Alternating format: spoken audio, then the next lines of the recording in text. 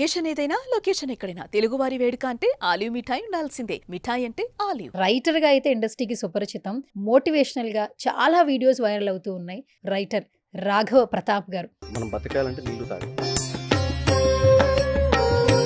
Spiritual journey start చేసిన వాళ్ళు రుద్రాక్షల్ని ఒక దైవంగానే భావిస్తారట. నాకు రుద్రాక్షలు అంటే ఇష్టం.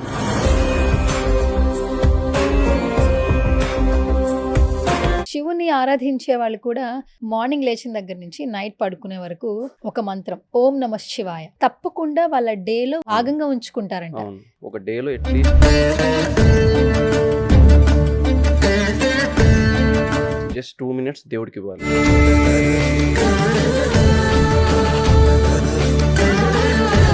అందరికీ భక్తి ఉండాలి అని నేను చెప్తే నేను విరోధిని అవుతానేమో అందరికి.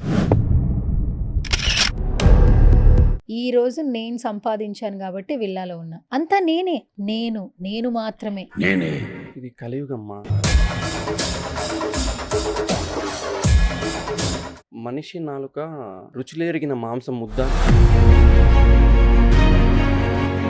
మొన్న నవరాత్రులకు నేను దీక్ష తీసుకున్నప్పుడు టెంపుల్లో ఉన్నప్పుడు ఒక పర్సన్ వచ్చి ఏ దేవతమ్మ అక్కడ ఉన్నది అని, ఏ దేవుడి దగ్గరికి వెళ్తున్నామో కూడా తెలియదు. మనం అనుకుంటాం మనుషుల మధ్యలో ఉన్నామని, మనం అడవిలో ఉన్నాం.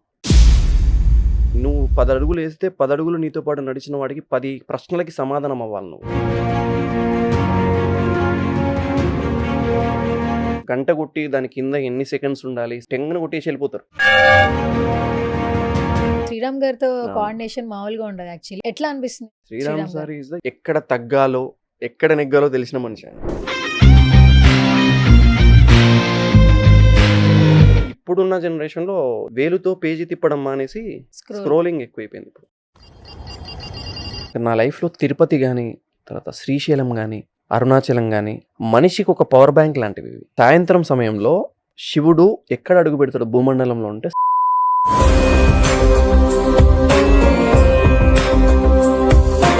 మన ఆర్జీవి గారితో ఫోటో పెట్టారు. మీరు చూస్తే పూర్తిగా డిఫరెంట్, ఆయన చూస్తే ఇంకా డిఫరెంట్. ఆయనతో ఒక డిఫరెంట్ ఎక్స్పీరియన్స్ అయింది నాకు. నువ్వేం చేస్తుంటావు అన్నాడు.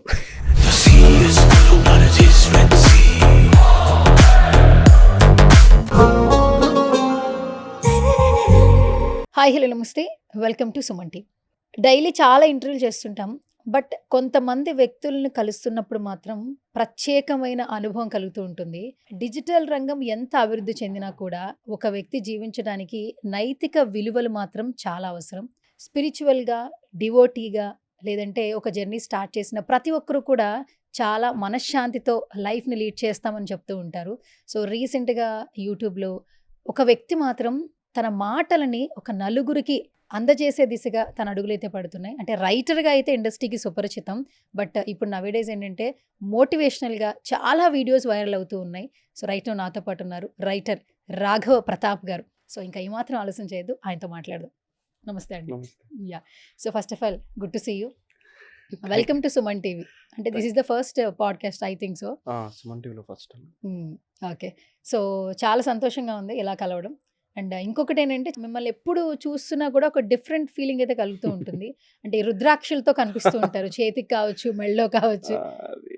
అంటే మనం బతకాలంటే నీళ్లు తాగాలి, బతకాలంటే తినాలి, మన ధర్మం బతకాలంటే దాన్ని కాపాడుకోవాలి. ఇది కామన్ ప్రతి ఒక్కటి. కాకపోతే ఏంటంటే ఇప్పుడున్న జనరేషన్లో కొన్ని చూసేసరికి డిఫరెంట్గా అనిపిస్తుంది అనమాట. అంత మించి ఏం లేదు.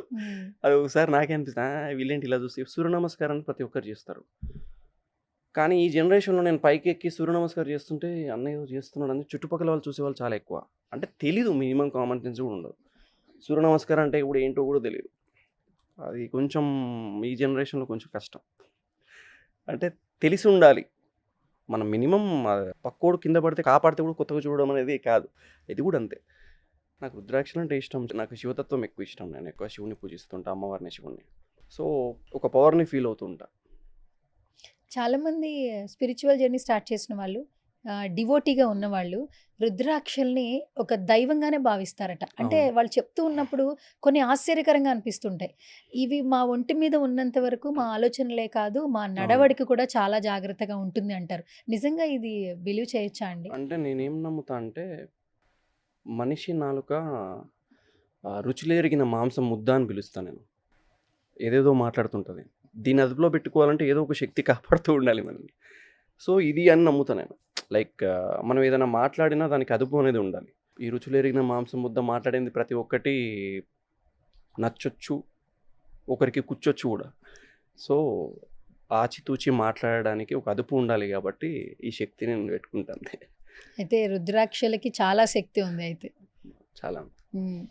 శివుని ఆరాధించే వాళ్ళు కూడా మార్నింగ్ లేచిన దగ్గర నుంచి నైట్ పడుకునే వరకు ఒక మంత్రం, ఉమ్, ఓం నమ శివాయ, అవును అది రిపీటెడ్గా చేసేవాళ్ళు ఉన్నారట. బట్ ఇది తప్పకుండా వాళ్ళ డేలో వాళ్ళ దినచర్యలో అవును భాగంగా ఉంచుకుంటారంట. అవును. అంటే అలానే కాదు, ఒక డేలో అట్లీస్ట్ 2 మినిట్స్ అనేది మనం స్పిరిచువల్గా దేవుడికి అర్పించాలని ఒకటి ఎప్పటి నుంచైనా గురువులు చెప్పిన మాట. 2 మినిట్స్, జస్ట్ 2 మినిట్స్ దేవుడికి ఇవ్వాలి. కాకపోతే ఇప్పుడు ఆ 2 మినిట్స్ కూడా మనకి బిజీ అయిపోయింది లైఫ్. దైవనామం అనేది ఒకప్పుడు చాలా మనం మెడలో వేసుకునే శాల్వా మీద కూడా హరే రామ హరే కృష్ణ అని ఉండేది. ఉమ్. ఎందుకు అంటే ఆ వెనకలు ఉన్నవాడు అది చదువుతాడని. వాళ్ళకి ఏదో ప్రింట్ ఎక్కువే రాలేదు అది. శాలువా కప్పుకున్నప్పుడు వెనకల ఉన్నవాడు ఖాళీగా కూర్చోకుండా దాని మీద కూర్చొని చదువుతాడని. హరే రామ హరే కృష్ణ చదువుతాడని. అంటే వాడికి తెలియకుండానే హరే రామ హరే కృష్ణ చదివేస్తాడు. సో అందుకే జపం కానీ నామస్మరణ కానీ లేకపోతే ఆటోమేటిక్గా మనకి మన రోజులో భాగాలవి. కాకపోతే ఇప్పుడు మనం అది కొంచెం దిగజారిపోయాం అంతే. ఒకప్పుడు చాలిసాలు పారాయణాలు చేస్తుండేవాళ్ళు. ఆ పదాలేంటో ఇప్పుడు ఉన్న జనరేషన్స్ కొంతమంది కూడా తెలియదేమో మేబీ. అంటే అలానే కాదు, అందరికీ భక్తి ఉండాలి అని నేను చెప్తే నేను విరోధినవుతానేమో అందరికీ, నాకు తెలీదు. బట్ మన ధర్మాన్ని మనం కాపాడుకోవాలి. ఏదో ఒక రోజు మన తల్లి మన చెల్లి మీదకి వస్తాయి కొన్ని విషయాలు. వాటిని ఎదుర్కొనాలంటే మనం మన ముందు నుంచి స్ట్రాంగ్ ఉండాలి. మన ధర్మం గురించి తెలిసి ఉండాలి. మొన్న నవరాత్రులకు నేను దీక్ష తీసుకున్నప్పుడు టెంపుల్లో ఉన్నప్పుడు నేను నా ఫ్రెండ్స్ అందరం టెంపుల్లో కూర్చున్నాం. నేను జెండర్ చెప్పాను. ఒక పర్సన్ వచ్చి ఏ దేవతమ్మ అక్కడ ఉన్నది అని. మేమందరం కలిసి ఒకసారికి ఇలా చూసాం. అంటే ఏ దేవుడి దగ్గరికి వెళ్తున్నామో కూడా తెలియదు. నవరాత్రుల్లో ఏ దేవుడిని పూజిస్తారో అక్కడ ఉన్నది ఏంటి, అక్కడ అలంకారం ఒకటి ఉంటుంది, ఆ అలంకారం అక్కడ రాసి పెట్టుంటారా ఏమీ తెలియదు. జస్ట్ అమ్మ పిలిచింది వెళ్తున్నాం అంతే. సో నవేడేస్ అలా ఉంది. మనం పెరుగుతున్న మేబీ టెక్నాలజీ వల్ల తెలీదు, లేకపోతే బిజీ లైఫ్ వల్ల తెలీదు, లేకపోతే డబ్బులు సంపాదించాలని పరిగెట్టడం వల్ల తెలీదు, వెళ్తుంది అంతే. మొక్కాలంతే, అంతే అంతే తప్ప వేరేదేం లేదు. కనీసం మన గుడిలో మన గంట కొట్టేది ఎందుకు, గంట కొట్టి దాని కింద ఎన్ని సెకండ్స్ ఉండాలి, 7 సెకండ్స్ ఉంటే 7 చక్రాస్ని క్లీన్ చేస్తుంది. టెంగను కొట్టేసి వెళ్ళిపోతారు. కొట్టి కనీసం 7 సెకండ్ 10 సెకండ్లు ఉంటే మన చక్రాస్ని క్లీన్ చేస్తుంది 7 చక్రాలని. టెంపుల్లో గుడిగా గంట కొట్టి ఆ గంట కొట్టినప్పుడు దాని గంట కిందే 7 సెకండ్లు ఉండాలి కనీసం. ఆ 7 సెకండ్లు ఉన్నప్పుడే ఆ చక్రాస్ అన్నీ క్లీన్ అవుతూ ఉంటాయి. అది మెయిన్. అందుకే మన టెంపుల్లో ప్రశాంతత ఎక్కువ ఉండేది. మన హిందూ ధర్మంలో ప్రతిదీ సైంటిఫిక్ రీజన్ ఉంటుంది. ప్రతిదీ సూర్య నమస్కారకు ఒక రీజన్ ఉంటుంది, ప్రతిదానికి ఒక రీజన్. మనం ఏంటంటే ఇప్పుడు చాదస్తంలో అయిపోయింది అది. ఏదైనా మాట్లాడితే ఇప్పుడు పెద్ద ముసలోళ్ళలా మాట్లాడతారా బాబు అంటారు. అందుకే నేను అవన్నీ ఎక్కువ మాట్లాడను. జనరేషన్ తగ్గట్టుగా ప్రశ్నిస్తుంటా, సమాధానం ఇస్తూ ఉంటా అంతే. ఒకప్పుడు పిల్లల్ని పెంచేటప్పుడు తల్లిదండ్రులు విలువలు, మంచికి ఉన్నటువంటి వ్యత్యాసం, చెడుకున్నటువంటి వ్యత్యాసం చెప్తూ పెంచేవాళ్ళు. అండ్ ఇంకొకటి మనం పెరిగే కొద్దీ ఆటలాడుకుంటూ పండగలు ఎంజాయ్ చేస్తుండేవాళ్ళు. అవును ఒక సంవత్సర కాలం మొత్తం జనవరి నుంచి డిసెంబర్ వరకు, మళ్ళీ జనవరి వస్తుందంటే ఏ అవును పండగలు వస్తాయి, అవును ఏ నెలలో వస్తాయి, అవును ఏ మాసాలు, ఇదే మాసం, ఇవన్నీ చెప్తూ తల్లిదండ్రులు చెప్తుంటే మనం అవును తెలుసుకుంటూ పెరిగాం. అవును అవును ఇప్పట్లో ఏ పండగలు ఎప్పుడొస్తున్నాయో కూడా తెలియదు. సంవత్సరానికి ఒక పండగన నిజంగా చేసుకుంటున్నామో లేదో తెలీదు. అంటే ఈ లైఫ్ స్టైల్ చేంజ్ అవ్వడానికి ఇంతకుముందు మీరు అన్నట్టు డబ్బు సంపాదించాలి అనే ఆలోచన వెనక పరిగెడుతున్నామా, నిజంగానే మన నైతిక విలువలు మర్చిపోతున్నామా?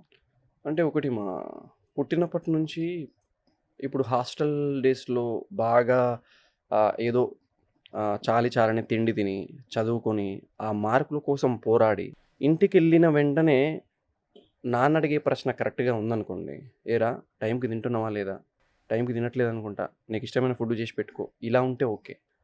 ఇలా కాకుండా పలానా అబ్బాయి యూఎస్ఏ వెళ్ళిండంట, నువ్వేదో ప్లాన్ చేసుకో మరి అన్నాడు అనుకోండి, వాడు తిండి గురించి ఆలోచించాడు. అంటే వాడు ఒక మిషన్లా తయారు చేస్తుంది మనమే. అదృష్టం కొద్దీ నాకు అలాంటి లేదు కాబట్టి జస్ట్ ఓకే. బట్ ఏ డబ్బు కోసమైతే పరిగెడుతున్నామో ఆ డబ్బు కోసం పరిగెట్టి ఒక్కసారి ఇంటికి వెళ్ళిన తర్వాత అర్థమైంది మనకి అరే! ఒకప్పుడు అమ్మ చేసిన వంట వీధి చివరి వరకు గూడా వాసన గుమగుమలాడేది.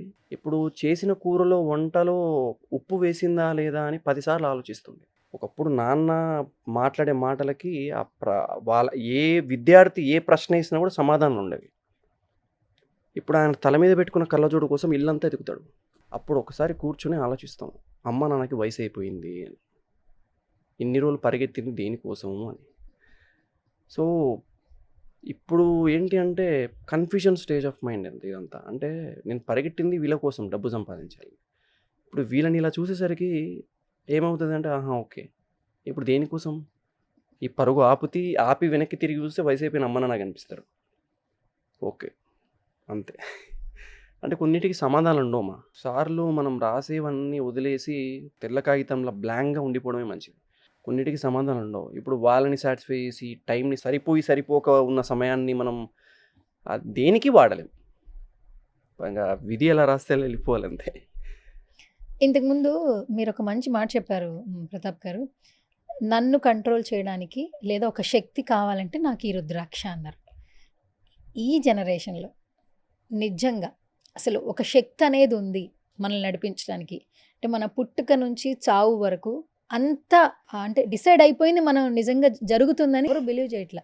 ఈరోజు నేను సంపాదించాను కాబట్టి విల్లాలో ఉన్నా. నేను అనుకున్నాను కాబట్టి కార్‌లో తిరుగుతున్నా. నేను సెటిల్ అవ్వాలి కాబట్టి ఇక్కడ సెటిల్ అయ్యా. అంతా నేనే. ఒకప్పుడు ఏంటంటే మనకెవరైనా కష్టాల్లో ఉంటే సహాయం చేస్తే ఆ దేవుడే మిమ్మల్ని పంపించాడేమో, మాకు సహాయం చేయమని ప్రతి విషయంలో ఆ దేవుడిని దైవ నామస్మరణ జరిగేది. కానీ ఇప్పట్లో నేను మాత్రమే. ఏ విధంగా చూడాలి? అంటే కలియుగం వల్ల చూడాలా? ఎలా చూడాలి? ఇది కలియుగమ్మా. నేనెప్పుడూ ఒకటే మాట చెప్తా. ఒకప్పుడు అర్జునుడు పడిపోతే అర్జునుడిని లేపడానికి శ్రీకృష్ణుడు 18 అధ్యాయాల భగవద్గీత బోధించవలసొచ్చింది. ఇది కలియుగం. నీ గురించి ఒక మాట మాట్లాడెవడు. నీ గురించి ఎవడు ప్రార్థించడు. నీ గురించి ఎవడు అరే పలానాది పలానాది అని చెప్పడు. ఎవడికి వాడి స్వార్థమే. మనం అనుకుంటాం మనుషుల మధ్యలో ఉన్నామని.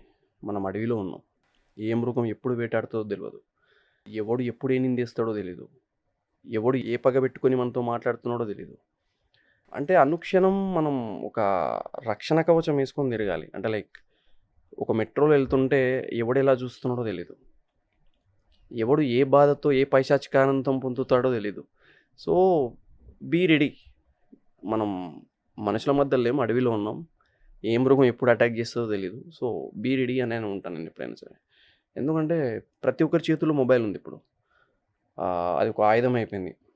లైక్ ఒకప్పుడు మా నాన్న ఎప్పుడు ఒక మాట అనేవాడు. నువ్వు నడుస్తున్నావు అంటే ఒక మనిషి నడుస్తున్నట్టు లేకపోతే రాఘవ ప్రతాప్ నడుచుకుంటూ వెళ్తున్నట్టు ఉండకూడదు. ఒక లైబ్రరీ నడుస్తున్నట్టు ఉండాలి. నువ్వు 10 అడుగులు వేస్తే 10 అడుగులు నీతో పాటు నడిచిన వాడికి 10 ప్రశ్నలకి సమాధానం అవ్వాలి నువ్వు. అలా ఉండాలని చెప్పి అది నాకు బాగా కదిలిచ్చింది అది. అందుకే నేను ఎక్కువ స్పిరిచువల్ విషయంలో కానీ లేకపోతే ఏదైనా విషయంలో చిన్నప్పుడు ఎక్కువ చదువుకోలేదులే కానీ స్టడీస్ మీద ఎక్కువ ఇంట్రెస్ట్ లేదు కానీ బట్ బయటి విషయాలు ఎక్కువ ఉండేది. నేను నా బ్యాక్ బెంచ్ ఫ్రెండ్స్ తోటి నాకు రాంది సబ్జెక్ట్ ఏంటంటే హిందీ ఒకటి, మ్యాథ్స్ ఒకటి. ఎక్కువ భయపడేవాడిని. మ్యాథ్స్ అంటేనే భయం వణుకు పుట్టేది మా బెంచ్ వాళ్ళందరికీ.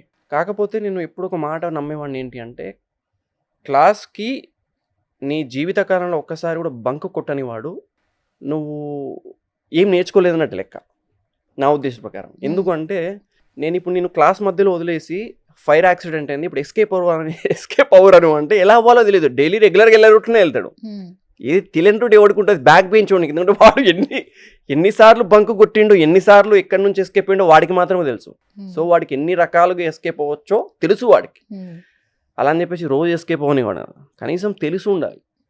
అంటే బుక్ నాలెడ్జ్ కాదు, 1+1 = 2 అనే కాదు.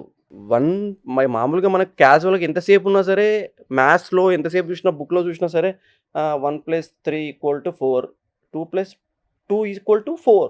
అది బయట నుంచి నేర్చుకుంటాం మనం. ఎంతసేపు 1+3 = 4. అది కాదు, బయటికి వెళ్తే 2+2 కూడా 4 అనే వస్తుంది. అది నేర్చుకుంటాం బయటికి వెళ్తే. మనం బయటి ప్రపంచంలో నేర్చుకునేది చాలా ఉంటుంది. పుస్తకం నీకు నేర్పించేది ఏంటి? పద్ధతి. బయటికి వెళ్తే బతికే విధానం నేర్పిస్తుంది. ఎలా బతకాలి ఏంటి అనేది, ఒంటరిగా ఎలా బతకాలి ఏంటి. సో ఇప్పుడున్న జనరేషన్లో ఇది ఎక్కువ వేలుతో పేజీ తిప్పడం మానేసి స్క్రోలింగ్ ఎక్కువైపోయింది ఇప్పుడు. పుస్తకాలు అనేవి ఎక్కడో రాయడం తగ్గిపోయింది, పేజీని తిప్పడం తగ్గిపోయింది, పక్క వ్యక్తులతో మాట్లాడడం తగ్గిపోయింది. అంటే పక్క వ్యక్తులతో మాట్లాడడం మొదలుపెట్టండి, పక్క వ్యక్తులతో మాట్లాడడంలో కూడా విలువలు తగ్గిపోయినాయి. ఎంతసేపు ఉన్నా సరే వాడు అలా చేసిండు, వీడు ఇలా చేసిండని మాట్లాడతారు తప్ప దేని గురించి మాట్లాడుతున్నాం, ఏ నాలెడ్జ్ గురించి మాట్లాడుతున్నాం అనేది ఉండదు ఇప్పుడు. మెయిన్గా జనరేషన్ చాలా ఇవన్నీ మాట్లాడితే అదత్పాతాలని తొక్కేస్తారు మనల్ని. సో కామ్ ఉండాలంతే. అయితే ఒకప్పుడు రైటింగ్స్కి అంటే కవులకి ఈ చాలా ఇంపార్టెన్స్ ఉండేదట, కవయిత్రులకి. అవును. ఇంకొకటి ఏంటంటే వాళ్ళు ఎంత ఎలా క్రిటికల్ సిచ్యువేషన్ అయినా కూడా వాళ్ళ అక్షరాలతో అవును. ఎదుటి వాళ్ళలో ఒక వినూత్నమైన భావాన్ని కలిగించేవాళ్ళంట. అందుకే చాలా ఇంపార్టెన్స్ ఉండేది ఒకప్పటి నుంచి. సరే, తర్వాత రైటింగ్స్ ఇన్ ద సెన్స్ మనకంటే సినిమాలు కనిపిస్తూ ఉంటాయి. ఇప్పుడు మీరు రైటర్గానే ఎంతోమందికి సుపరిచితం. ఒక బుక్ తీసుకోవాలి, నేను ఈ డిప్రెషన్లో ఉన్నా లేదా నేను ఈ ప్రాబ్లంలో ఉన్నానంటే ఏ బుక్ తీసుకోలో సజెషన్స్ కూడా ఇచ్చే స్టేజ్లో మీరు రైట్గా ఉన్నారు. అసలు ఈ రైటింగ్స్ వైపు మీ అడుగులు ఎలా పడ్డాయి? పుస్తకాలంటే ఎందుకు అంత ప్రేమ మీకు అసలు? అంటే అలానే కాదు, నాకు ఒక లైఫ్లో ఒక హుక్ పాయింట్ ఉంది. అంటే ఇది దీనికి మించి ఇంకా వేరే పాయింట్ లేదురా బాబు అని నేను టీనేజ్లో, అంటే టీనేజ్ కూడా కాదు, స్కూలింగ్ టైంలో 9th క్లాస్ ఆ టైంలో మా స్కూల్కి దగ్గరలో శ్మశాన వాటిక ఉండేది. మేము దగ్గరలో ఇలా కూర్చొని మామూలుగా బ్రేక్ టైంలో సంథింగ్ ఏవో ఫుడ్ స్నాక్స్ ఏవో షేర్ చేసుకుంటూ ఉన్నాం. అదే టైంలో మా స్కూల్కి ఎదురుగా పల్లీలు అమ్ముకునే ఆమె చనిపోయింది. ఆమె యొక్క శరీరాన్ని కార్యక్రమాలు జరుగుతున్నాయి. అదే ఊర్లో ఒక టాప్ పొజిషన్లో ఉన్న పర్సన్ విషయం కూడా డెడ్ అయ్యిండు. సో అతన్ని కూడా కాలుస్తుంది. ఇది చూసా నేను. అంటే స్కూల్ ముందు పల్లీలు అమ్ముకునే పర్సన్ చావుని చూసా, అదే ధనవంతుడి యొక్క చావుని చూసా. ఇక్కడ కట్టెలు ఏరుకుంటున్నాడు, కట్టెలు తక్కువ అయిపోయాయి, ఎలా ఇంకా ఏం తీసుకురావాలని అక్కడ ఉన్న చెట్టును కొట్టేయడం చూసా. ఇక్కడ వాడి పైన ఉన్న చెక్కలు ఏదో సంథింగ్ ఇది పలానా చెక్క కాదు అని చెప్పి పక్కకు పరేయడం చూసా. అంటే అతని కాలడానికి ఒక చెక్క తక్కువైంది, ఇక్కడ ఇతని కాల్చడానికి ఒక చెక్క మరోలా ఉంది. సో అంత ఈజీగా తీసి పడేసాడు. ఇది కాదు కదా, ఇది తీసే వేరేది తీసుకురా అంటే ఇది మరొకటికి ఉపయోగపడింది. సో అది నాకు అంటే నువ్వు బతికితే, పేదవాడిగా బతికితే శ్మశానంలో కూడా నువ్వు పేదరికం అనుభవించాల్సిందేనా? టోకెన్ ఇస్తారమ్మా, నీకు తెలుసా, నీ శవానికి టోకెన్ ఇస్తారు.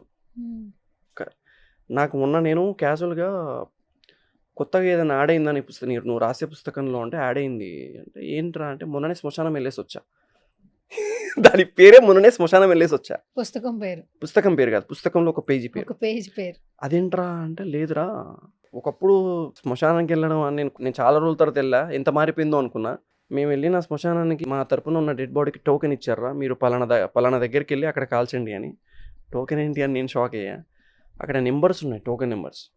ఆ టోకెన్ నెంబర్లో మన డెడ్ బాడీ పెట్టి అన్ని కట్టెలు పెట్టి ఆ కట్టెలకు సంబంధించినంత పెట్టి కాలుస్తూ ఉన్నారు. నేను చెట్టు కింద కూర్చొని ఉన్నా. సడన్గా నా రైటింగ్ మైండ్ నాకు అర్థమైపోయింది. ఓకే, చెట్టు చూసి నన్ను నవ్వుతుంది. చెట్టుని నేను అడిగా, ఎందుకు నవ్వుతున్నావు అని.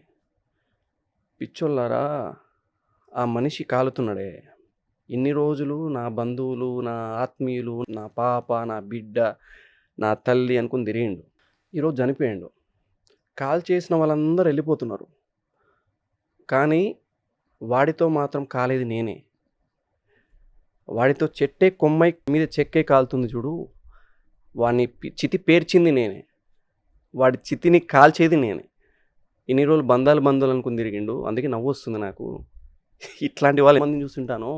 ఈ శ్మశానంలో నేను ఇంత పెరిగాను, ఇన్ని వేల శవాలు కాల్చడం చూశాను నేను.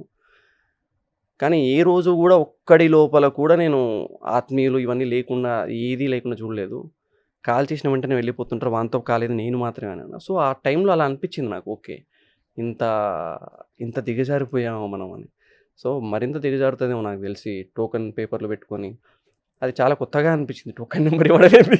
వాడికి శవానికి టోకెన్ నెంబర్ ఇవ్వడం, టోకెన్ నెంబర్ తగిలియడం ఏంది, అది కొంచెం. ఇప్పుడు చాలామంది ఏంటంటే ఏది పడితే అది మాట్లాడతారు. మనకొక మనిషి గురించి తెలిసినా తెలియకపోయినా ఈ నాలుగు నుంచి చాలా మాటలు బయటకు వచ్చేస్తాయి. అవునవును. నాకు అన్ని తెలుసు వాళ్ళ గురించి, అవునవును. అది ఇది అది అని. నిజంగా సినిమాల డైరెక్టర్లకు కూడా అంత కథలు తెలియదు. బట్ ఒక నలుగురు మనుషులు అంతే. కూర్చున్నప్పుడు ఒక వ్యక్తి ఇంకో వ్యక్తి గురించి మాట్లాడడానికి చాలా ఇంట్రెస్ట్ చూపిస్తారు. అవును. వాళ్ళ కెరీర్ మీద కూడా అంత ఫోకస్ పెట్టలేకపోవచ్చు, కానీ పక్కవాడి లైఫ్ అంటే మాత్రం చాలా క్యూరియస్ ఉంటుంది. అవును. ఇష్టం వచ్చినట్టు మాటలు మాట్లాడుతుంటారు. ఏ మనిషికైనా కావాల్సింది రెస్పెక్ట్. జమాన్ నుంచి వింటున్నాం, గివ్ రెస్పెక్ట్, టేక్ రెస్పెక్ట్ అని. నిజంగా రెస్పెక్ట్ ఉందా నవడేస్? లేనిది అదే. అంటే ప్రతి ఒక్కరికి రెస్పెక్ట్ ఉండాలి. నువ్వు కార్‌లో వెళ్ళేంత స్థాయికి వెళ్ళినప్పుడు నీ డ్రైవర్‌కి నువ్వు రెస్పెక్ట్ ఇవ్వాలి. నువ్వు లిఫ్ట్‌లో నీ ఇంట్లో ఉన్న లిఫ్ట్ నుంచి పైకెళ్ళేటప్పుడు నువ్వు లిఫ్ట్‌లో బటన్ ప్రెస్ చేసే వాడికి నువ్వు రెస్పెక్ట్ ఇవ్వాలి అట్‌లీస్ట్. అంటే నువ్వు తినేది ముద్దే, వాడు తినేది కూడా అన్నం ముద్దే. కాకపోతే ఏంటి అంటే స్థాయిని బట్టి ఇక్కడ ఎస్పెషల్లీ మన దేశంలో వాడి స్థాయిని బట్టి రెస్పెక్ట్ ఉంటది. కానీ వేరే కంట్రీస్‌లో అలా ఉండదు. తుడుచుకునేవాడు లేకపోతే కనీసం బాత్రూమ్‌లో కడిగేవాడికి గూడా ఒక రెస్పెక్ట్ ఉండిద్ది. బాత్రూమ్‌లో కడిగేవాడు గూడా ఎట్లా అంటే కనీసం అసలు విచిత్రం ఏందంటే విచిత్రంగా ఇక్కడ మన దేశంలోనే ఉండిద్ది. అంటే లైక్ చదువుని బట్టి రెస్పెక్ట్ ఇవ్వడం, సంపాదనని బట్టి రెస్పెక్ట్ ఇవ్వడం, లేకపోతే ఏ కార్ నడుపుతున్నాడు, ఏ బ్రాండ్ వేసుకున్నాడు దీన్ని బట్టి రెస్పెక్ట్ ఇవ్వడం. ఒకప్పుడు అలా ఉండేది కాదు. మీరు ఇంతకుముందే అన్నారు కదా! ఒకప్పుడు వాడు చదివిన చదువు, వాడు మాట్లాడే పద్ధతి, వాడు పాటిస్తున్న ధర్మాన్ని బట్టి ఉండేది. ఇప్పుడు అలా లేదు. ప్రతి ఒక్కరికి రెస్పెక్ట్ అనేది అవసరం ఇప్పుడున్న వాళ్ళలో. ప్రతాప్ గారు, హ్మ్. ఇప్పుడు అందరికీ కామన్‌గా ఒక థింగ్ జరుగుతూ ఉంటది. ఇంతకుముందు మనకి పేరెంట్స్ అంటే మన పెరిగే కొద్దీ ఏంటంటే, నువ్వు సంపాదించుకున్నది మాత్రమే నీది అని చెప్పేవాళ్ళు. ఒక ఫ్యామిలీలో ఇద్దరు ముగ్గురు ఉన్నా కూడా పిల్లలు ఎవరికి వాళ్ళకి వాళ్ళ షేర్, వాళ్ళ భాగం అంటూ ఉండేది. వాటి మీదే వాళ్ళకి ప్రీతి ఉండేది. పక్క వాళ్ళ దాని గురించి ఆశ ఉండేది కాదు. కానీ ఇప్పుడు ఏంటంటే ఏదైనా సరే ఎవరైనా కోరుకుంటే పక్కవాడిది అదని తెలిసినా కూడా, ఆ వస్తువు వాళ్ళదే అని తెలిసినా కూడా దాన్ని బలవంతంగా లాక్కునే ప్రయత్నాలు ఎక్కువగా జరుగుతున్నాయి. మనది కాదని తెలిసి కూడా అది నాకే సొంతం కావాలి అనే ఆలోచనతో ఎంతోమంది లైఫ్ స్టైల్స్ ఇప్పుడు నవేడేస్ ఉన్నాయి. యాక్చువల్లీ అర్హత లేకపోయినా కూడా ఎలాగైనా దాన్ని సంపాదించుకోవాలనే ధోరణిలో వ్యవహరిస్తున్నారు. ఇది ఎంతవరకు కరెక్ట్? అంటే నేను ఎప్పుడు ఒకటి ఫార్ములా పెట్టుకుంటా. జీవితంలో కొన్ని విషయాలని కొన్నింటిని బలవంతంగా లాక్కోకూడదు. ఒక మనిషి నుంచి ప్రేమ, ఒక మనిషి నుంచి రెస్పెక్ట్, ఒక మనిషి నుంచి మనీ, డబ్బు బలవంతంగా లాక్కోవడానికి ప్రయత్నించినా అవి నీ దగ్గర ఉన్నా కూడా అది మనిషి కావచ్చు, ప్రేమ కావచ్చు, అది లేకపోతే రెస్పెక్ట్ కావచ్చు, జీవితాంతం భయంతో కాపాడుకోవాల్సి వస్తుంది. సో బలవంతంగా కొన్ని లాక్కోకూడదు. మనీ, రెస్పెక్ట్, లవ్ జీవితాంతం వాటిని భయంతో కాపాడుకునే దాంట్లోనే గడిపేస్తాం మనం. అనుమానం పెరిగిద్ది, ఇది ఉంటుందా ఉండదా, ఈ మనీ ఎక్కడైనా పడిపోతే ఏమో. సో మన దగ్గరికి వచ్చిన దాంతో కొన్నిసార్లు వదిలేయాలి. వదిలేసినప్పుడే మనకు ఆ విలువ తెలుస్తుంది. సో మరీ అంత పట్టేసుకొని నాకు దగ్గర ఉండాలి నువ్వు అనేది బలవంతంగా చేయడం కూడా మంచిది కాదు. ఒక్కోసారి మన చుట్టూ ఉన్న వాళ్ళు చాలా మాటలు మాట్లాడుతూ ఉంటారు, కొన్ని మాటలు వదిలేస్తూ ఉంటారు. ఆ మాటలకి మన మనసు చాలా బాధపడుతూ ఉంటుంది. అలాంటి మాటల్ని మనం పట్టించుకోవాలంటారా? అంటే నేను ఇప్పుడు ఒకటే మాట చెప్తా. ఎదుటివాడు ఏం కావాలో అదే చూస్తాడు. ఎదుటివాడికి ఎంతసేపు ఉన్నా సరే విరిచిన రొమ్మే కనిపిస్తుంది కానీ విరిగిన వెన్ను కనపడదు. ఎదుటివాడు మనం చూసినప్పుడు గంభీరమైన నడకనే కనిపిస్తుంది వాడికి. కానీ మన ప్రయాణంలో, అలుపెరగని ప్రయాణంలో అరిగిన చెప్పులు చూడాడు. ఎదుటివాడికి మన చిరునవ్వు మాత్రమే కనిపించిద్ది, కానీ గుండె లోపల ఉన్న బాధ మాత్రం కనపడదు. ఎందుకు? ఎదుటివాడు వాడికి ఏం కావాలో అది మాత్రమే చూస్తాడు. సో అసలు వాడి మాటలే పట్టించుకోవద్దు గట్టిగా మాట్లాడాలంటే. ఎందుకంటే వాడి మాటలు పట్టించుకున్న ప్రతిసారి మనం వెనక్కి తిరిగి చూస్తాం. అరే నా లైఫ్లో ఇన్ని జరిగాయి, వీడేంటి ఇలా అంటున్నాడు. So it's okay. మనం గుడ్ థింగ్స్ని మాత్రమే మనసులో పెట్టుకొని, గుడ్ థింగ్స్ని మాత్రమే చేతిలో పట్టుకొని వెళ్ళాలి. అంతేగాని ప్రతిదీ మనం ఆలోచించుకుంటూ వెళ్తే వెనక్కి ముందడుగు వేయలేం. సో అసలు నేను వేరే వాళ్ళ మాటలు పట్టించుకోవద్దనే చెప్తా. అంటే మనల్ని ఇన్సల్ట్ చేసేవాళ్ళు చాలామంది ఉంటారు, మనల్ని ఏదో ఒక మాట మాట్లాడే వాళ్ళు చాలామంది ఉంటారు. సో చెప్పాను కదా, రుచులు ఎరిగిన మాంసం ముద్ద ఏదైనా మాట్లాడు చాలా ఉయ్యారంగా తిరిగి 6 అడుగుల మనిషినైనా సరే, రాయి లాంటి మనస్సునైనా సరే ఈజీగా పగలగొట్టేసేది. సో అది జాగ్రత్తగా పెట్టుకొని మన పని మనం చేసుకుంటూ పోవడమే. మీ జర్నీలో ఇప్పటివరకు ఎన్ని టెంపుల్స్ సందర్శించి ఉంటారు? లెక్క పెట్టుకోలేము నేను. లెక్క అంటే పెట్టుకోలేనన్న అలానే కాదు, టెంపుల్ అంటే నాకు ఎక్కడైనా టెంపుల్ ఏదైనా కొత్తగా కనిపిస్తే వెళ్ళడం అది కామన్. అంటే లైక్ ఇప్పుడున్న జనరేషన్లో ఈ మెంటల్ ప్రెషర్స్ మధ్యలో, ఈ పొల్యూటెడ్ హ్యూమన్స్ మధ్యలో ఏదన్నా నీకు ఏదన్నా పీస్ఫుల్ ప్లేస్ ఏదైనా ఉంది అంటే టెంపుల్స్, స్పిరిచువాలిటీ. అందులో నుంచి నువ్వు బయటికి రావాలంటే స్పిరిచువాలిటీ. అంటే ఇప్పుడు జనరేషన్కి ఎలా ఉంది అంటే అది ఒక సాకు, ఏంద్ర బాబు ఇది అన్న ఒక అది ఉంటుంది. సో అది ఇప్పుడున్న జనరేషన్లో స్పిరిచువాలిటీ అనేది మానసికంగా స్ట్రాంగ్గా ఉండడానికో, లేకపోతే నీకు మనశ్శాంతి కావాలంటే that is the best opportunity. అందులో నుంచి అయితేనే మనం ఈజీగా కొన్ని విషయాలు తెలుసుకోగలం. అండ్ మనం అంటే ఏదో మనం అసలు దేనికి, అసలు మనం దేన్ని కాపాడుకోవాలి, స్వధర్మ పాలన అంటారు అదేంటి. సో మినిమం మనకు తెలుస్తుంది, మినిమం కామన్ సెన్స్ మనకు ఉంటుంది. మీరు ఏజ్ ఎప్పటి నుంచి ఈ స్పిరిచువాలిటీ స్టార్ట్ అయింది? చిన్నప్పటి నుంచి అంతే. నేను పెరిగిన వాతావరణం అలాంటిదేమో బహుశా. అలానే కాదు, చాలామంది ఇప్పుడు మీరు అబ్జర్వ్ చేయండి, చాలా యంగ్ ఇప్పుడు యూత్ అంతా స్పిరిచువాలిటీ వైపు మళ్తున్నారు. మీరు సాటర్డే, ట్యూస్డే రోజు అబ్జర్వ్ చేయండి, హనుమాన్ టెంపుల్స్కి ఎక్కువ మంది. ఎంతమంది యూత్ వస్తారో చూడండి. ట్రస్ట్ మీ, హనుమాన్ టెంపుల్కి మీరు సాటర్డే, ట్యూస్డే రోజు ఒక్కసారి విజిట్ చేయండి. ఓల్డ్ ఏజ్ వాళ్ళు ఉండరు, యూత్ పీపుల్ ఎంతమంది ఉంటారో చూడండి ఒకసారి. ఎందుకు అంటే అర్థమైపోయింది, మన ధర్మానికి ఏదో ఒకటి రోజు వస్తుంది, మనం కాపాడుకోవాలి, మనం బీ రెడీగా ఉండాలి. సో ప్రతి ఒక్కరికి అర్థమైపోయింది. సో నాకు అది చూసినప్పుడు అలా ఓకే అర్థం చేసుకున్నారు, ఇప్పుడు తెలుసుకున్నారు, మినిమం కామన్ సెన్స్ వచ్చింది ప్రతి ఒక్కరికి. ఇంకా తెలుసుకొని వాళ్ళకి మనం ఏం చేయలేము, దానికి ఇంకా మనం వాళ్ళకి తోయలేము ముందుకి, వాళ్ళ మనసులో వాళ్ళకి రావాలి. కొన్ని కొటేషన్స్ ఉంటాయి, స్పిరిచువల్లో కావచ్చు, డివోషనల్లో కావచ్చు. అవి చాలా అంటే వాటికి చాలా పవర్ ఉంటుందంట. అవును. ఫస్ట్లో ధర్మో రక్షో రక్షిత, ఇది మనం చదువుకునేటప్పుడు స్కూల్లో చెప్తుండేవాళ్ళు. చిన్నప్పటి నుంచి పెద్ద అయ్యే వరకు ఆ పదాలు నేర్పిస్తూ వాటి విలువలు మనకు చెప్తూ. ఇప్పుడు ఈ పదాల గురించి అసలు ఇప్పుడు నవేడే స్కూల్లో ఎవరన్నా వింటున్నారా? నేను ఈ విషయంలో నిశ్శబ్దంగా ఉండడమే బెస్ట్. ఎందుకంటే మనం నా స్థాయిని మించి నేను మాట్లాడలేను. అంటే కొన్నిటిని ప్రశ్నించకూడదు. అంటే ఇప్పుడు నేను ఇది ఎందుకు అసలు గట్టిగా నేను చెప్తున్నాను కదా, ఏ గుడికి వెళ్తున్నాం, ఏ అమ్మవారిని పూజిస్తాం, అసలు అక్కడ ఏ దేవుడు ఉన్న విషయం తెలియని విషయాలు ఉన్నాయి. ఇప్పుడు ఏ దేవుడికి వచ్చా మమ్మీ అని పక్కనున్న వాళ్ళని అడుగుతున్నారు. ఏ దేవుడు అంటే మనకి ఎలా అయిపోయిందంటే మన మినిమం ఎథిక్స్ అనేవి లేకుండా, సో ఇవన్నీ మనకు అంటే లైక్ వాటిని ప్రశ్నించకుండా కామ్ ఉండడం బెస్ట్. లైక్ మనం ప్రతిదాన్ని ఒత్తిపట్టి నువ్వు ఇది నేర్చుకో, పలానా టెంపుల్కి వెళ్ళు. ఇప్పుడు మీరు చెప్పారు మీరు ఎన్ని టెంపుల్స్కి వెళ్ళారు, నేను లెక్క అంటే నువ్వు ఒక నిమిషం ఆలోచించండి, మనం ఎన్ని టెంపుల్స్కి వెళ్ళామో లెక్క పెట్టుకొని వెళ్ళే స్థాయిలో ఉన్నామో మనం మార్నింగ్ లేవగానే స్నానం చేసి ప్రకృతిలో మనకు రెగ్యులర్గా ఏంటి, ప్రకృతికి అంటే నేచర్కి కనెక్ట్లో ఉండి ఇవన్నీ రెగ్యులర్గా చేయాల్సినవి ఇవి. కాకపోతే ఏంటంటే మనం ఉన్న జనరేషన్లో మనకు దగ్గర ఉన్న టెక్నాలజీ వల్ల మనం రెగ్యులర్గా చేయాల్సినవి మర్చిపోయాం. కాకపోతే ఏంటంటే అది ప్రకృతిని కొంచెం మన మీదే ముంచేలా చేస్తుంది. యద్భావం తద్భవతి. ఇప్పుడు అందరూ దీని గురించి కొంతమంది తెలుసుకునే వాళ్ళు కూడా ఉన్నారు. ఇప్పుడు గూగుల్లో సెర్చ్ చేస్తున్నారంట. ఒకప్పుడు యద్భావం తద్భవతి అనేది తెలుసుకుని పెరిగిన వాళ్ళు ఉన్నారు. ఈ మధ్యన ఏంటి అందరూ సెలబ్రిటీలు ఈ మాట మాట్లాడుతున్నారు. మొన్న హీరో ఎవరో మాట్లాడారు, ఆ స్పిరిచువల్ పర్సన్ ఎవరో మాట్లాడారు, అసలు ఇదేంటి అని గూగుల్లో సెర్చ్ చేస్తున్నారట. రీసెంట్గా ఒక కమెంట్ చదివాను నేను. అంటే మనం దాన్ని కొన్నిసార్లు ఏమని పిలుస్తామంటే మేనిఫెస్టేషన్ అని పిలుస్తాం. ఇప్పుడున్న జనరేషన్లో మేనిఫెస్టేషన్ అంటారు. యద్భావం తద్భవతి అంటే నీ మనసులో నువ్వు ఏదైతే అనుకుంటావో అదే కనిపిస్తుంది. నువ్వు పాజిటివ్గా అనుకుంటే పాజిటివ్ కనిపించిద్ది, అంత నెగిటివ్ అనుకుంటే అంత నెగిటివ్ కనిపించిద్ది. అందుకే ప్రతి ఒక్కరు బీ పాజిటివ్ అంటారు. బీ పాజిటివ్కి మీనింగ్ ఏంటి అంటే నీకు ఏం జరిగినా సరే పాజిటివ్గా ఉండు, అది మేనిఫెస్ట్ అవుతుంది. ఏం కాదులే, ఎవ్రీథింగ్ ఈజ్ ఓకే. అది ఒక టైప్ ఆఫ్ పాజిటివ్ ఎనర్జీని ఇస్తుంది నీకు. లైక్ ప్రతిదీ నెగిటివ్. ఇప్పుడు నవే డేస్లో ఫ్రెండ్షిప్లో కానీ రిలేషన్షిప్లో కానీ ఈ మనిషి నాకు మెసేజ్కి రీప్లై ఇవ్వట్లేదే, ఎక్కడికి వెళ్ళాడు ఏంటి, ఎక్కడికో వెళ్ళిపోద్ది. అది ఆ ఆలోచన ఎక్కడికో వెళ్ళిపోద్ది, థాట్ ఇలా మారి ఎక్కడికో వెళ్ళిపోద్ది.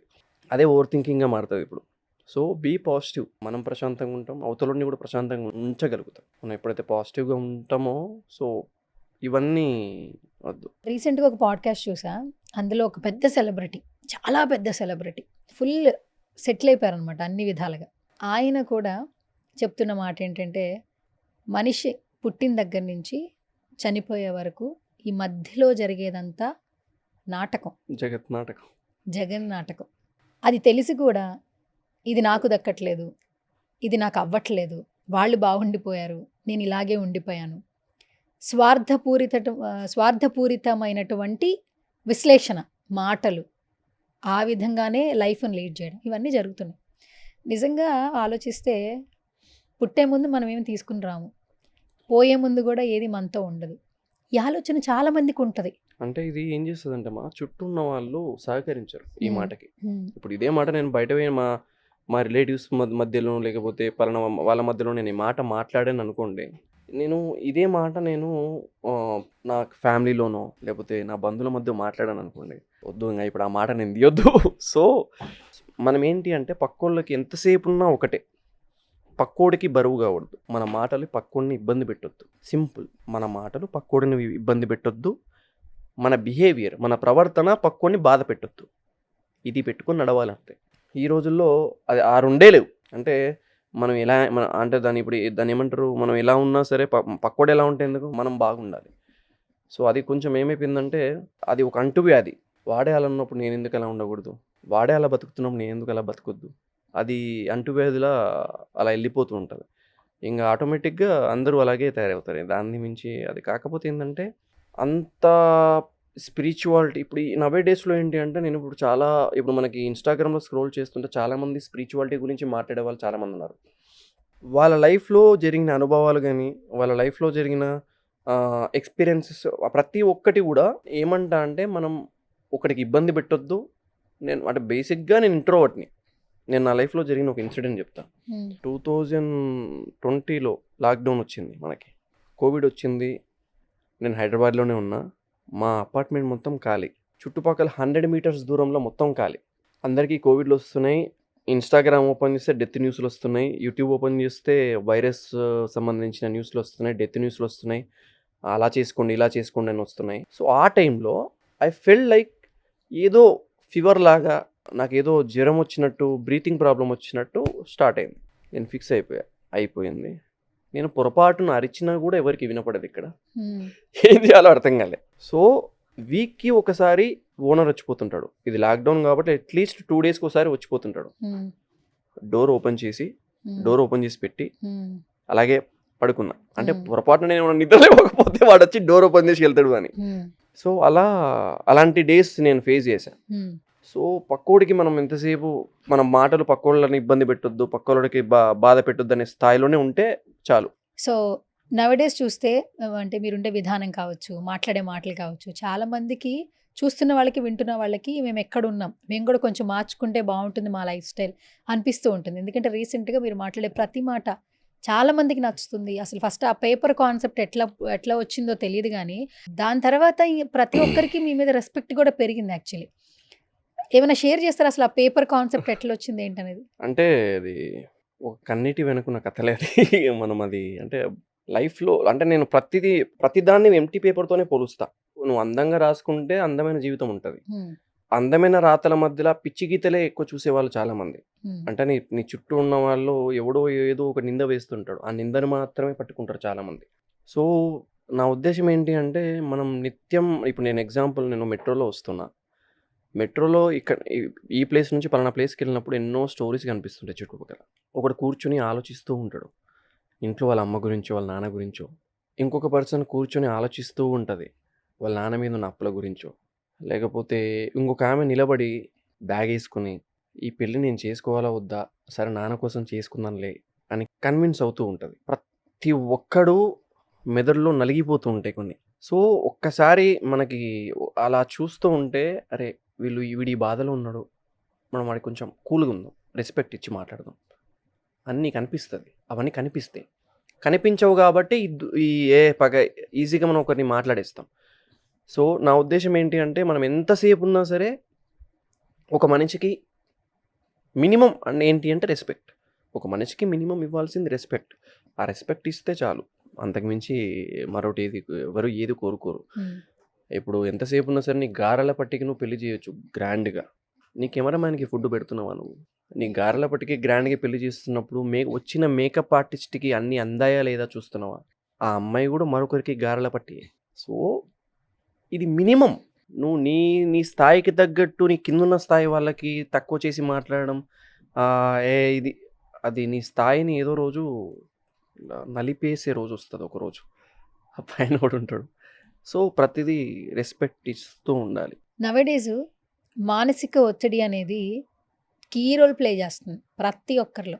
ఈ స్ట్రెస్ లెవెల్స్ ఎక్కువైపోయి హెల్త్ ఇష్యూస్తో స్టార్ట్ చేసి సూసైడ్ టెండెన్సీ వరకు వెళ్ళిపోతుంది. చెప్పాను కదా నేను, కంపారిజన్ అనేది ఎప్పుడైతే స్టార్ట్ అయిందో నీ దగ్గర ఎన్నున్నా అన్ని కోల్పోయినట్టే లెక్క. ప్రతి ఒక్కరికి 1000 రూపాయలు ఉన్నోడికి 2000 ఉంటే బాగుండే అని అనిపిస్తుంది. 1,00,000 రూపాయలు ఉన్నోడికి 2 లక్షలు ఉన్నాడు అంటే దానికి ఒక పరిమితి అనేది ఉండదు. అంటే ఇప్పుడు నీకు స్ట్రెస్ లెవెల్స్ ఎందుకు పెరుగుతున్నాయంటే సంతృప్తి, సాటిస్ఫై అవ్వరు. మనిషి సాటిస్ఫై అవ్వడం నేర్చుకోవాలి ఫస్ట్. సాటిస్ఫై ఎప్పుడైతే నువ్వు అవ్వడం నేర్చుకుంటావో, నా దగ్గర ఇప్పుడు బైక్ ఉంది, సరే ఇక్కడ నేను వెళ్ళాలి అని కూడా క్యాబ్ బుక్ చేసుకుని వెళ్తా, మెట్రోలో వెళ్తా. లేదు నాకు కారే కావాలి నా ఒత్తిడి పెరిగినప్పుడు నా లోపల ఆటోమేటిక్గా నువ్వు మనీ కోసం పరిగెత్తి ఆపర్చునిటీస్ తగ్గినప్పుడు ఇప్పుడున్న జనరేషన్లో నువ్వు ఆటోమేటిక్గా స్ట్రెస్ లెవెల్స్ పెరుగుతాయి. నీ చుట్టూ ఉన్న వాళ్ళు కూడా నీ యొక్క పరిమితిని రెస్పెక్ట్ చేసే విధంగా ఉండాలి. లేదు నువ్వు ఇలాగైనా ఇన్ని రోజులని తిరుగుతావు, కారు తీసుకో అంటే వీడు కూడా ఆటోమేటిక్గా. సో అవన్నీ లేవు ఇప్పుడు. అందుకే ప్రతి ఒక్కరి లోపల స్ట్రెస్ లెవెల్స్ పెరగడం, ప్రతి ఒక్కరికి మానసిక ఒత్తిడి పెరగడం కామన్ అయిపోయింది. ఇలా స్ట్రెస్తో ఉన్న వాళ్ళకి స్పిరిచువల్ జర్నీ ఎంతవరకు ఉపయోగపడుతుంది? నేను అదే కదా చెప్పింది. ఇలా స్ట్రెస్లో ఉన్న వాళ్ళకి జస్ట్ విజిట్ టెంపుల్.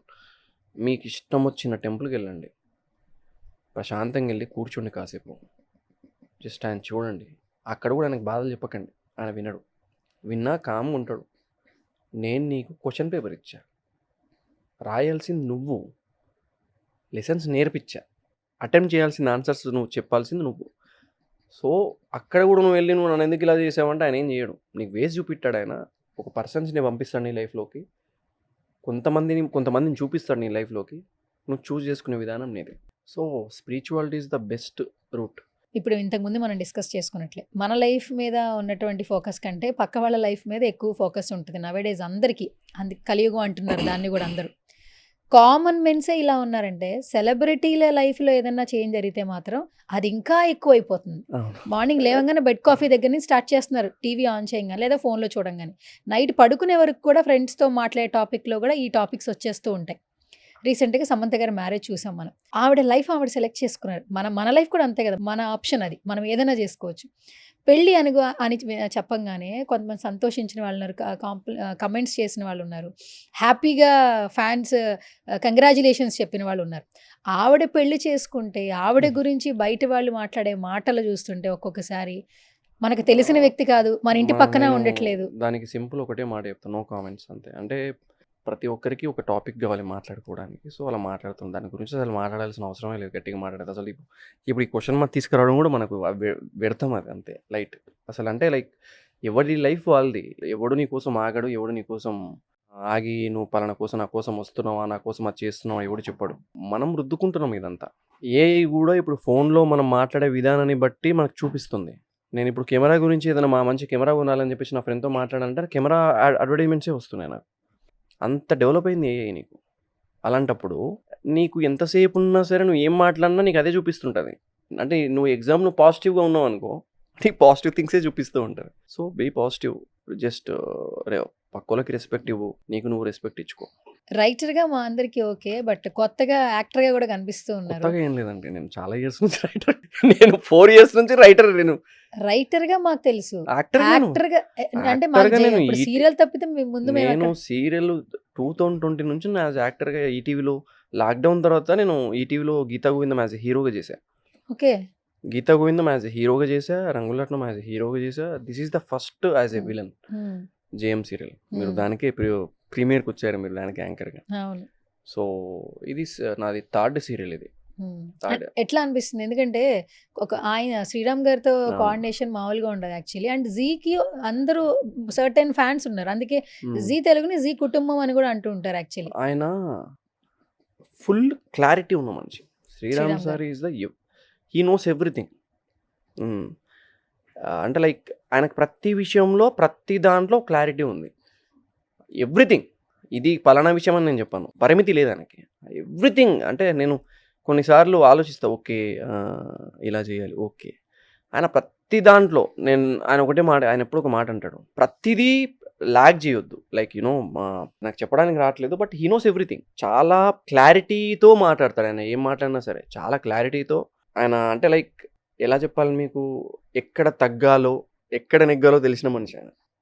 ఆయన గురించి నేను అసలు మాట్లాడద్దు, బట్ హీఈస్ మంచి ఏమంటారు హృదయం ఉన్న మనిషి అని చెప్పొచ్చు. ప్రతిదీ అసలు ఎక్కడ కూడా ఎవరిని నొప్పించకుండా, ఎలా అంటే లైక్ ఎక్కడ కూడా ఏది అహంకారం లేకుండా చాలా సాఫీగా అసలు ప్రతి ఒక్కరితో మంచిగా ఉంటూ అందరినీ ప్రేమగా పలకరిస్తూ ఉంటాడు ఆయన. కనీసం నాకు మీరు ఏదో నేను వచ్చానని చెప్పి గుడ్ మార్నింగ్ కూడా చెప్పకంటా నాకు అంటాడు. అసలు చెప్పాడు ఆయన, గుడ్ మార్నింగ్ నాకు చెప్పకరా అంటాడు డైరెక్ట్. ఆయన మళ్ళీ పెద్ద ఆర్టిస్టులు వస్తే ఆయన చెప్తాడు, మళ్ళీ మమ్మల్ని చెప్పనివాడు. సో చాలా ఒక క్లారిటీ ఉన్న మనిషి, ఏంటి నెక్స్ట్ ఏం జరగబోతుంది అంతా తెలుసు ఆయనకి. అలా తెలిసిన వాడు కాబట్టే ఏమున్నా సరే కూల్గా ఉంటాడు ఆయన, తెలుసు అంటాడు ఆయన. I'm very lucky to have, అంటే అలాంటి ప్రాజెక్ట్లో నేను పనిచేస్తున్నందుకు నేను ఐఎమ్ వెరీ హ్యాపీ. రియల్ గానేమో స్పిరిచువల్, రియల్ లోనేమో అంత విలను.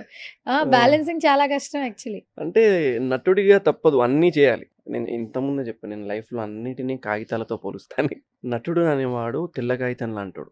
ఏది రాస్తామో అది మేము ప్రదర్శించాలి, ఏది రాస్తున్నామో అది మేము ప్రదర్శించగలగాలి.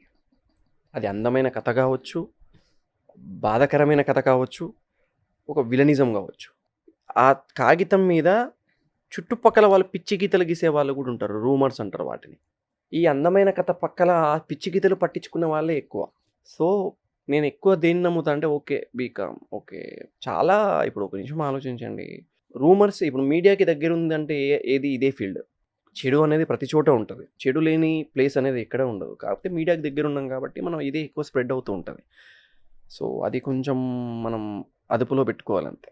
ప్రతాప్ గారు, ఏంటి రైటింగ్స్ ఓన్లీ పుస్తకాల వరకేనా? సినిమా ఇండస్ట్రీ వైపు చూసే అవకాశాలు ఏమైనా ఉన్నాయి? ఎందుకంటే ఇప్పుడు యాక్టర్గా ఇంట్రెస్ట్ కాబట్టి.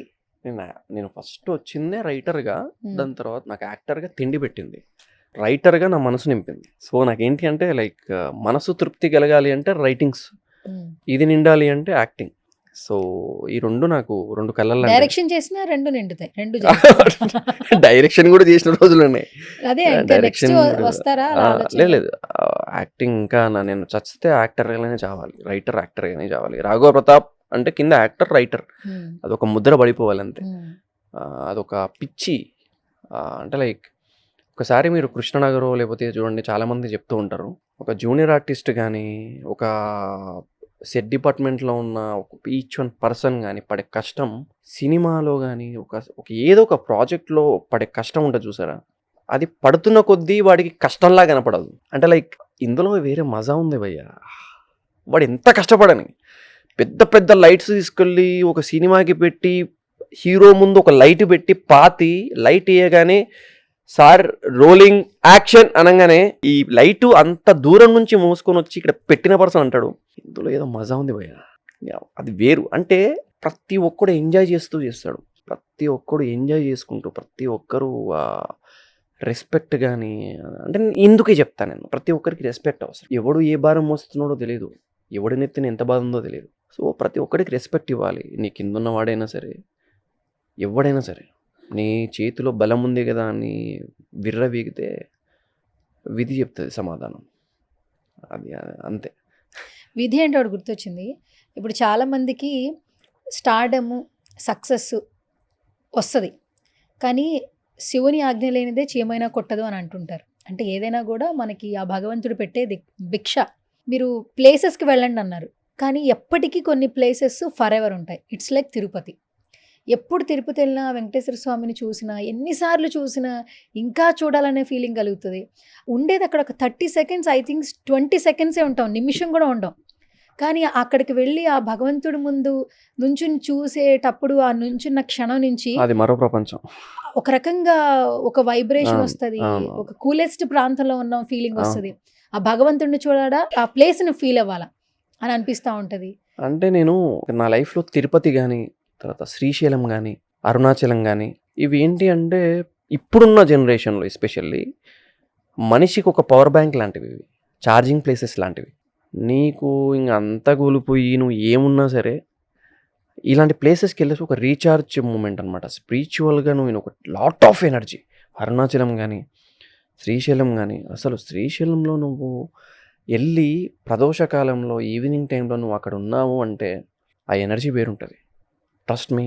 అసలు నువ్వు శాస్త్రంలో కూడా ఉంటుంది, సాయంత్రం సమయంలో శివుడు ఎక్కడ అడుగు పెడతాడు భూమండలంలో ఉంటే శ్రీశైలంలో అడుగు పెడతాడు.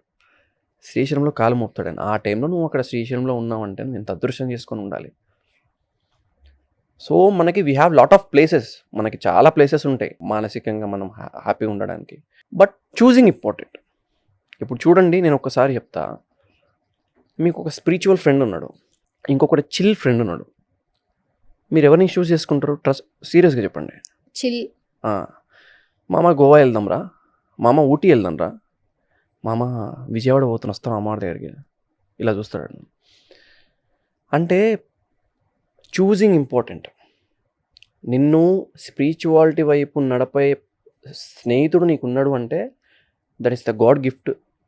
Trust me. అంటే నాకు ఇప్పుడు నిజం చెప్పాలి అంటే నాకు నా ఫ్రెండ్స్ ఉన్నారు కొంతమంది. నా ఫ్రెండ్స్లో స్పిరిచువాలిటీ ఎవరు నేనే, ఎవరు లేరు. లైక్ ఇప్పుడు నా స్కూల్ మేట్స్ ఉన్నారు, ఉమేష్ కానీ, తర్వాత మేమందరం రెగ్యులర్గా హనుమాన్ టెంపుల్కి వెళ్తూ ఉంటాం. I'm very lucky. అంటే అలాంటి పర్సన్స్ నా లైఫ్లో ఉన్నందుకు.